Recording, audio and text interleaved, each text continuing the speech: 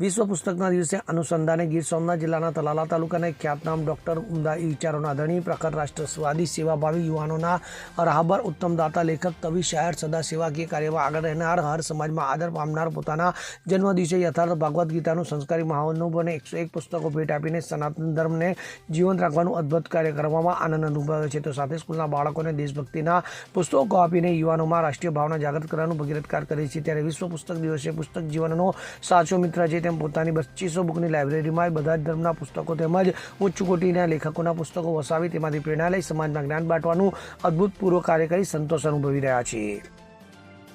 જગદીશ અર્ધવી સાથે CN24 news Talala. હવે જુઓ દેશ દુનિયાની તમામ ખબરો તમારી આંગળીના ટેરવે. ઉઠાવો મોબાઈલ અને Google Play Store પરથી ડાઉનલોડ કરો અમારી CN24 ન્યૂઝ મોબાઈલ એપ.